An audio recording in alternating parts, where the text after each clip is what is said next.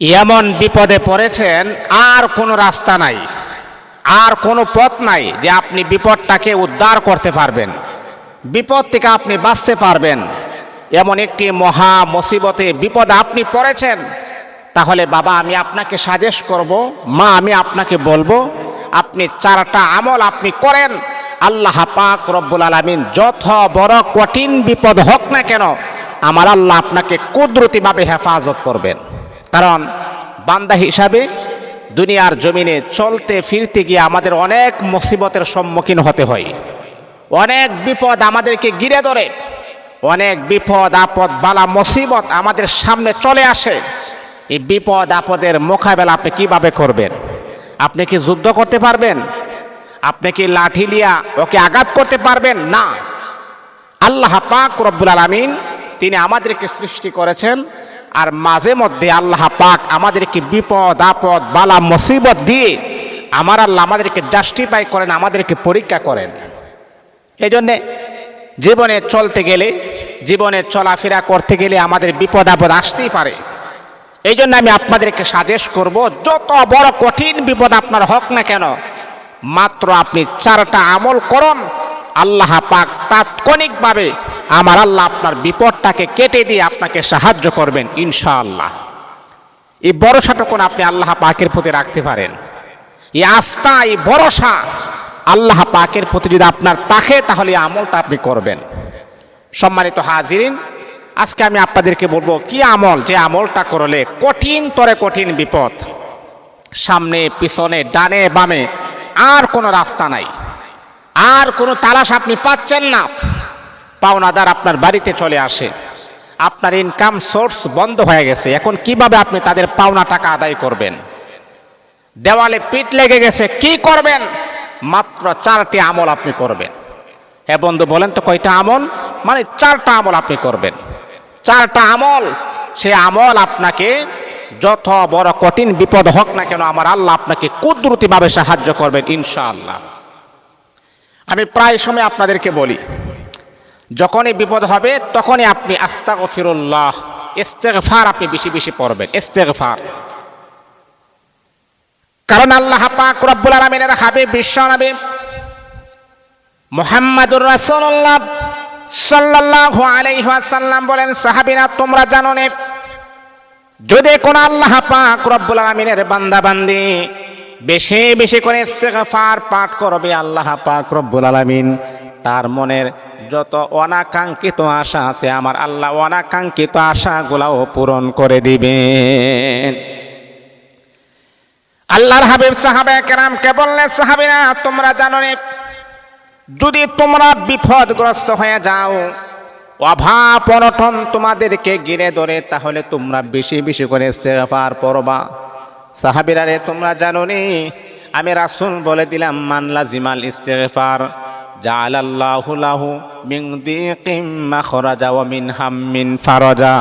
মানে ইস্তেগফার বেশি বেশি পড়লে আল্লাহ পাক রিজিকের দরওয়াজা আমার আল্লাহ প্রশস্ত করে দিবেন, রিজিকের দরওয়াজা আমার আল্লাহ খুলে দিবেন, প্রশস্ত করে দিবেন এই ইস্তেগফারের বদলতে। আপনার রিজিকের প্রয়োজন, আপনি টেনশনে আছেন, আল্লাহ ঘরে খাবার নাই, বাবা কাহারো কাছে হাত না পেতে আপনি ইস্তেগফার পড়বেন, আস্তাগফিরুল্লাহ আস্তাগফিরুল্লাহ আস্তাগফিরুল্লাহ আস্তাগফিরুল্লাহ আস্তাগফিরুল্লাহ। এতটুকু কি পড়ার মতো সময় আপনার হয় না? এতটুকু পড়ার মতো সময় কি আপনার হয় না? একটা তাসবিহ হাতে নিয়ে ইস্তেগফার আপনি করুন, কঠিন বিপদ আমার আল্লাহ সহজ করে দিবেন, আমার আল্লাহ কুদরতিভাবে একটা ব্যবস্থা করে দিবেন।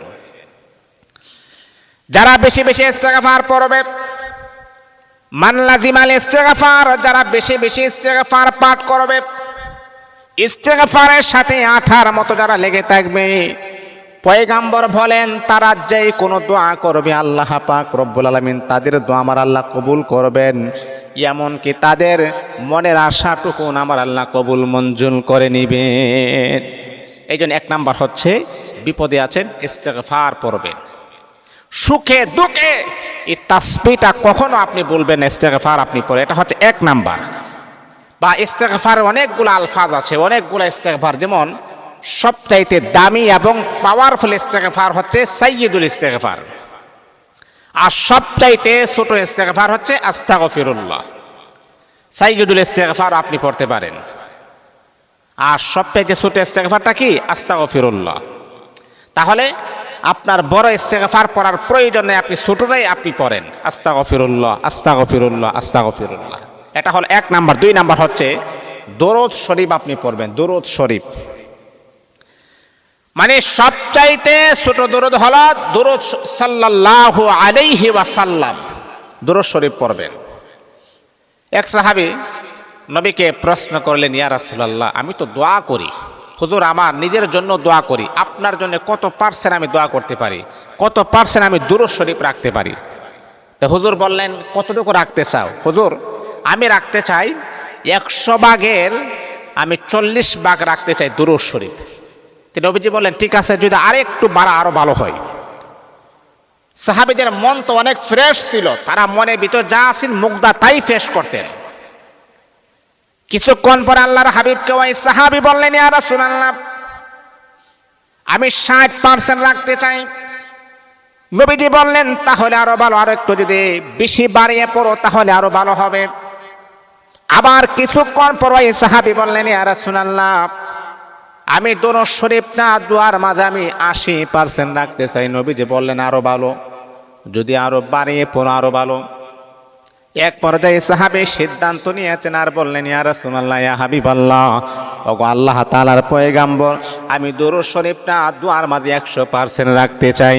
এই কথা বলার পরে আমার আপনার নবী, মায়ার নবী, বিশ্ব নবী তখন সাহাবীকে বললেন, সাহাবীরা রে, এই দরুদ শরীফ যদি তুমি দোয়ার মাঝে 100 ভাগ রাখো, আল্লাহ পাক রব্বুল আলামিনের কাছে আর কোনো কিছু চাওয়ার প্রয়োজন নাই, সব কিছু আমার আল্লাহ কবুল করে নেবেন। আর কোনো কিছু চাওয়ার প্রয়োজন নাই, যেহেতু দরুদ শরীফ তুমি 100% রাখতেছো, আর তোমার মনের কথা বলারও প্রয়োজন নেই, আমার আল্লাহ তোমার মনের অনাকাঙ্ক্ষিত আশাও কবুল করে নেবেন ইনশাআল্লাহ। এই জন্য বাবা দরুদ শরীফটা পড়বেন, অভাবের ভিতরে আছেন দরুদ শরীফ পড়বেন, সাল্লাল্লাহু আলাইহি ওয়াসাল্লাম, সাল্লাল্লাহু আলাইহি ওয়াসাল্লাম, দরুদ শরীফ পড়বেন। তারপরে সবচেয়ে বড় দুরূদ হবে, শ্রেষ্ঠ দুরূদ হচ্ছে দুরূদ ইব্রাহিম, আল্লাহুম্মা সাল্লি আলা আল্লাহুম্মা বারিক আলা, যেটা আমরা নামাজের ভিতরে আমরা পড়ি। মা বোনেরা খুবই ক্রাইসিসে আছেন, স্বামী কথাবার্তা শুনে না, ছেলে সন্তান কথাবার্তা শুনে না, ঘরের ভিতরে কোনো বরকত নাই, আয় রোজগারে কোনো বরকত নাই, এই আমলটা আপনি বাড়ায় দেন। 1 নাম্বার হচ্ছে ইস্তেগফার, 2 নাম্বার হচ্ছে দরুদ শরীফ পড়বেন। ব্যবসা ক্ষতিগ্রস্ত হচ্ছেন বা ব্যবসার চেয়ারে বসে আপনি আমলটা করেন, দেখবেন ব্যবসায় লাভবান হয়ে যাবেন। 3 নাম্বার হচ্ছে দুআয়ে ইউনুস, লা ইলাহা ইল্লা আনতা সুবহানাকা ইন্নী কুনতু মিনাজ জালিমিন। দুআয়ে ইউনুস আপনি পড়বেন। কতবার পড়বেন, কয়বার পড়বেন? না বন্ধু, না না, যতবার আপনার ভালো লাগে ততবারই আপনি পড়বেন, বেশি বেশি করে আপনি পড়বেন। আল্লাহ পাক রব্বুল আলামিন ইউনুস আলাইহিস সালাতু ওয়াস সালামকে মাছের পেটের ভিতরে ছিলেন, যেখানে বিজ্ঞানের ধারণা ফেল, বিজ্ঞান তারা প্রমাণ করে রিসার্চ করে তাদের মেশিনের মাধ্যমে তারা রিসার্চ করে দেখলেন, না না, একটা মানুষ কিভাবে এতদিন থাকার পরে আবার সুস্থ হয়ে ফিরে আসে, এটা আল্লাহ পাকের কুদরতের মহিমা ছাড়া আর কোনো কিছুই হতে পারে না। ও বন্ধু, ইউনুস আলাইহিস সালাতু ওয়াস সালামকে যদি আমার আল্লাহ এত কঠিন বিপদ থেকে যদি কুদরতিভাবে হেফাজত করতে পারেন, তাহলে আমার আল্লাহ বলেন, ওয়া কাযালিকা নুনজিল মুমিনিন, ও মুমিনারা, তোমরাও যখন এই দোয়াটা পড়বা, আমি আল্লাহও তোমাদেরকে বিপদ থেকে হেফাজত করব। আল্লাহ পাক রব্বুল আলামিন বলেন, এ পৃথিবীর বান্দা বান্দী, এই দোয়াটা শুধু ইউনুস নবীর জন্য খাস নয়, तमाम পৃথিবীর সমস্ত বান্দা বান্দীর জন্য আমি আল্লাহ এই দোয়াটাকে খাস করে দিয়েছি। তোমরাও যদি বিপদে পড়ো, তোমরাও যদি মুসিবতে পড়ো, তাহলে দোয়া ইউনুসটা তোমরাও পড়ো, আমি আল্লাহ তোমাদেরকে কুদরতিভাবে হেফাজত করব। এই দোয়া ইউনুস শুধু ইউনুস নবীর জন্য খাস নয়, তোমরাও যদি বিপদে পড়ে ইউনূস আলাইহিস সালাতু ওয়াস সালাম যে দোয়াটা করেছেন সেই দোয়াটা যদি তোমরাও করতে পারো আমি আল্লাহ তোমাদেরকেও সাহায্য করব। আল্লাহু আকবার, আল্লাহু আকবার। এটা হলো 3 নাম্বার, দোয়া ইউনূস পড়বেন। বিপদ আসতেছে দোয়া ইউনূস পড়েন। বালা মুসিবত আসতেছে, ঘরের ক্রাইসিস দূর হচ্ছে না, দোয়া ইউনূস আপনি পড়েন। আর 4 নাম্বার সর্বশেষ হচ্ছে ইয়া জাল জালালি ওয়াল ইকরাম, ইয়া জাল জালালি ওয়াল ইকরাম। আল্লাহ পাক রব্বুল আলামিনের আযীমুশ শান এই নামটা আপনি পড়বেন, এই দোয়াটা আপনি পড়বেন। বন্ধুরে আমার, এই 4টা আমল যদি আপনি করতে পারেন, আল্লাহর নবী বলেন আকাশ থেকে নিয়ে জমিন পর্যন্ত যদি তোমার এত বড় বিশাল বিপদ থাকে, আমার আল্লাহ এই 4টি উন্নত মানের দোয়া পড়ার কারণে সমস্ত বিপদ আপদ বালা মুসিবত আমার আল্লাহ দূর করে দিবে।